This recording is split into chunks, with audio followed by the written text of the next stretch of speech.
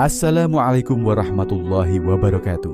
Sahabat seiman yang dirahmati Allah, selamat datang di Ar-Fadhiyah Official, tempat berbagi inspirasi Islami dan memperkuat iman. Semoga setiap momen di sini membawa keberkahan bagi kita semua. Abu Jahal merupakan musuh paling jahat yang pernah ada dalam sejarah Islam. Dia sangat membenci Nabi Muhammad, bukan sekadar benci, tapi dia terus-menerus menyakiti Nabi, baik secara fisik maupun mental. Bayangkan saja, dia pernah melempar Nabi dengan kotoran saat beliau sedang sholat. Dia juga berniat menginjak kepala Nabi saat beliau sedang sujud.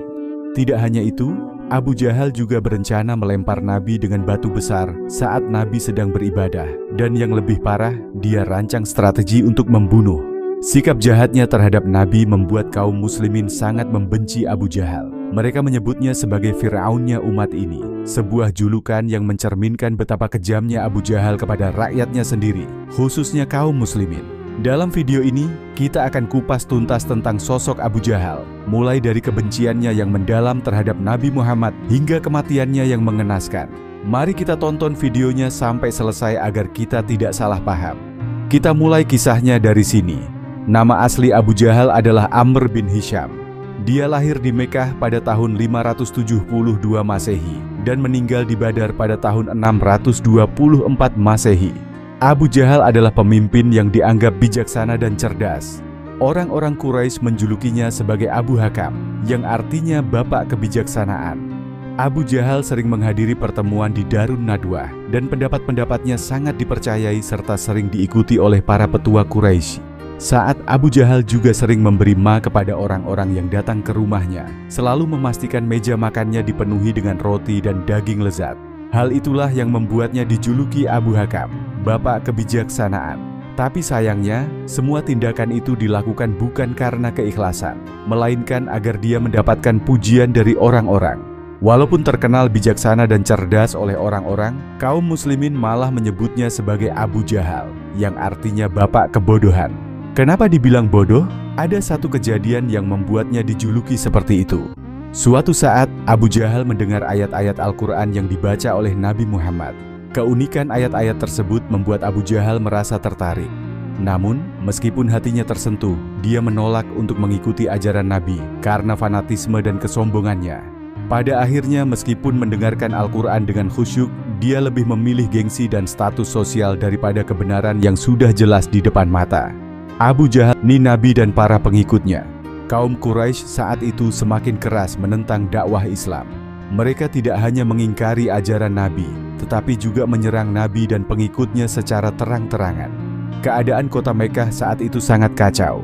Banyak penyiksaan terhadap kaum muslimin, termasuk terhadap Bilal bin Rabah, Khabab bin Ar-Rahman, dan banyak sahabat lainnya. Namun, meskipun terus-menerus disiksa, kaum muslimin tetap bertahan. Saat Nabi Muhammad hendak melaksanakan sholat di masjid, Abu Jahal datang dan menghinanya, mengatakan bahwa sholat itu sia-sia. Nabi hanya diam dan melanjutkan sholatnya. Abu Jahal merasa semakin kesal dan berniat untuk menginjakkan kaki di tengkuk Nabi. Namun tiba-tiba dia melihat api besar dan sayap besar yang siap menghancurkannya. Itu adalah tanda-tanda perlindungan dari Allah. Abu Jahal merasa sangat takut dan mundur. Namun Abu Jahal tikarok. Dia mengirimkan kotoran untuk dilemparkan ke kepala Nabi, dan Nabi pun membersihkannya dengan tangannya. Tidak ada rasa kasihan dalam hati Abu Jahal ketika melihat kebrutalan yang dilakukan oleh Abu Jahal terhadap para sahabat, terutama terhadap Ammar bin Yasir yang dipaksa untuk mengakui seekor unta sebagai Tuhan. Semakin terlihat kedegilan hatinya. Setelah itu, keadaan semakin sulit bagi kaum muslimin. Mereka dihantam dengan ancaman dan penyiksaan dari kaum Quraisy. Pada tahun ke-13 masa kenabian, dakwah Nabi Muhammad mendapatkan tantangan berat. Kaum Quraisy semakin memusuhi Nabi dan pengikutnya. Mereka bahkan merencanakan untuk membunuh Nabi dengan mengirimkan pemuda-pemuda dari berbagai kabilah untuk mengepung rumah Nabi. Namun, dengan pertolongan Allah, Nabi Muhammad berhasil melarikan diri. Namun, meskipun dia menawarkan hadiah besar bagi siapa saja yang bisa membunuh Nabi, Nabi Muhammad dan Abu Bakar berhasil sampai ke Madinah. Setelah kematian Abu Jahal, suasana di medan perang Badar berubah drastis. Kaum Quraisy yang sebelumnya penuh dengan keyakinan dan arogansi, kini mulai goyah.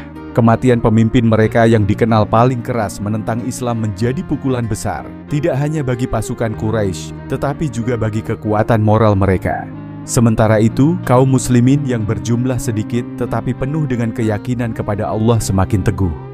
Kemenangan di Perang Badar tidak hanya mengukuhkan posisi Nabi Muhammad SAW sebagai pemimpin spiritual dan militer, tetapi juga menjadi bukti nyata bahwa pertolongan Allah selalu datang bagi mereka yang berjuang di jalannya.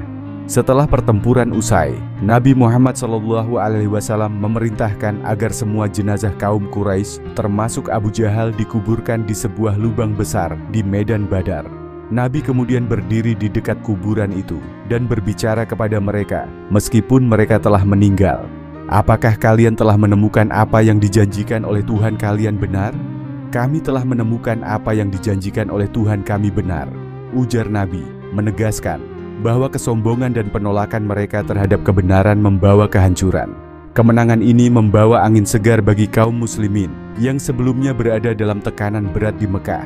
Keberhasilan Perang Badar menjadi salah satu titik balik penting dalam sejarah Islam, menunjukkan kepada dunia bahwa kekuatan iman mampu mengalahkan kekuatan duniawi. Kematian Abu Jahal menandai akhir dari salah satu musuh paling keras Islam, tetapi juga menjadi awal bagi semakin meluasnya dakwah Islam ke seluruh jazirah Arab. Namun, perjuangan belum selesai. Nabi Muhammad dan para sahabat menyadari bahwa kemenangan ini hanyalah awal dari perjalanan panjang. Kaum Quraisy yang tersisa pasti akan kembali dengan lebih banyak kekuatan dan rencana untuk menghancurkan Islam. Namun kaum muslimin tetap teguh dalam keimanan mereka, yakin bahwa Allah akan selalu menolong mereka selama mereka berada di jalan yang benar. Itulah kisah Abu Jahal, seorang tokoh Quraisy yang dengan keras menentang dakwah Nabi Muhammad SAW.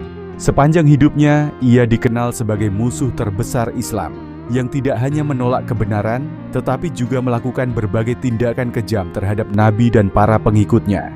Namun, kesombongan dan kebenciannya tidak mampu mengalahkan keimanan dan keteguhan kaum muslimin. Pada akhirnya, Abu Jahal menemui ajalnya dalam Perang Badar, sebuah pertempuran yang menjadi saksi kemenangan kebenaran atas kebatilan. Kisah ini mengajarkan kita bahwa kesombongan, kekerasan, dan penindasan tidak akan pernah bertahan lama. Allah selalu menolong hamba-hambanya yang beriman dan teguh dalam memperjuangkan kebenaran. Semoga kita semua dapat mengambil pelajaran dari kisah ini untuk senantiasa bersabar, ikhlas, dan berpegang teguh pada ajaran Allah, apapun rintangan yang kita hadapi. Cukup sekian kisah ini, terima kasih atas perhatian dan waktunya. Semoga bermanfaat dan menambah iman, serta kecintaan kita kepada Allah dan Rasul-Nya. Wassalamualaikum warahmatullahi wabarakatuh.